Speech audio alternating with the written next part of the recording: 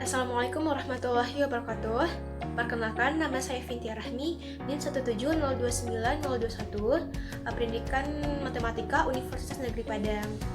Nah, di sini kita akan belajar sedikit mengenai sejarah seorang matematikawan yang bernama Johann Carl Friedrich Gauss, atau biasanya dipanggil dengan nama Gauss.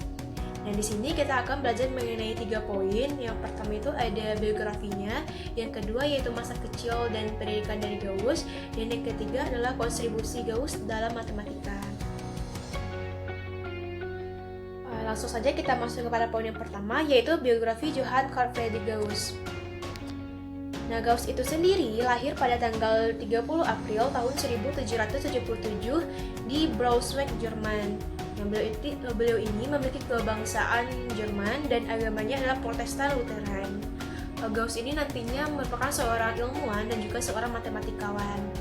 Gauss meninggal pada tanggal 23 Februari tahun 1855 di Göttingen, Jerman.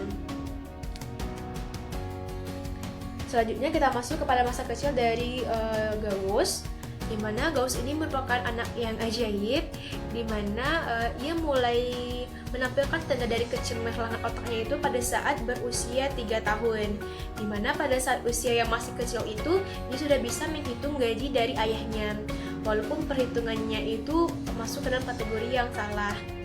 Selanjutnya, melihat dari kecemerlangan otak anaknya itu, ayahnya yang semula ingin menjadikan Gauss itu seorang pedagang atau pekerja, dia merubah haluan, menjadikan Gauss itu seorang dokter, pengacara, atau bahkan menjadikannya sebagai seorang profesor. Selanjutnya kita masuk kepada pendidikan dari Gauss.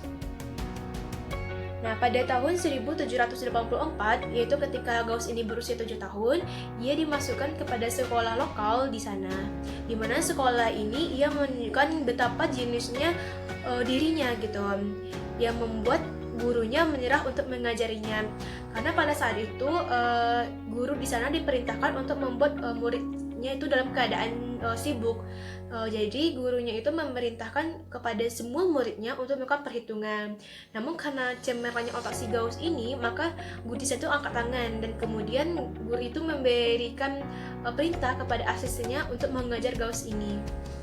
Nah, selanjutnya pada tahun 1792, saat Gauss berusia 15 tahun, Gauss sudah belajar di college, di mana semua biayanya itu dikandung oleh Ferdinand.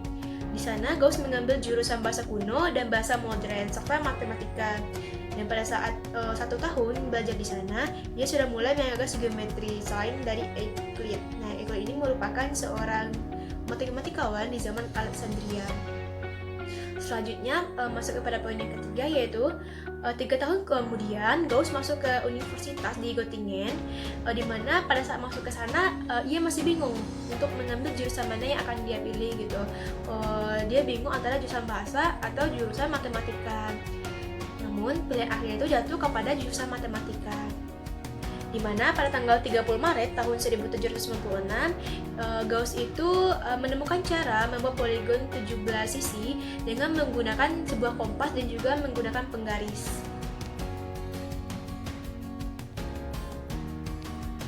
Selanjutnya pada tahun 1799, Gauss kembali ke Braunschweig dan mengembara studinya di sana. Kemudian ia lulus dengan gelar dokter dari Universitas Helmstedt dan dengan disertasi tentang dasar aljabar. Kemudian pada tahun 1807, Gauss menerima posisi profesor astronomi di observatorium di Göttingen. Dan pada tahun 1818, Gauss bekerja di survei geodesis kerajaan Hanover.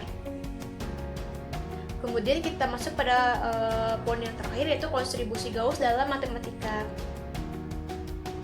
Nah, yang pertama itu ada disertasi. Nah, di sini ditampilkan sebuah gambar, yaitu sebuah disertasinya si Gauss ini, di mana Gauss ini menulis sebuah tesis yang berisikan tentang membuktikan teorema dasar aljabar dan membuktikan bahwa polinomial pangkat n seperti kuadrat adalah pangkat dari 2, kubik adalah pangkat dari 3, serta kuartit adalah pangkat dari 4, dan seterusnya, yaitu mempunyai hasil akar pangkat n juga gitu. Yang kedua itu ada sistem bilangan. Nah, di mana Gauss ini membagi bilangan mulai dari bilangan kompleks, di mana bilangan kompleks itu kemudian diturunkan menjadi bilangan-bilangan. Yang pertama itu bilangan real dan juga bilangan imajiner. Nah, yang ketiga itu adalah kurva distribusi normal. Nah, kurva distribusi normal ini merupakan kontribusi Gauss pada teori probabilitas. Selanjutnya ada eliminasi Gauss-Jordan. Nah, eliminasi ini bisa digunakan pada pembelajaran matriks. Jadi, sekianlah secara singkat seorang matematikawan Gauss. Jadi, saya akhiri dengan Assalamualaikum warahmatullahi wabarakatuh.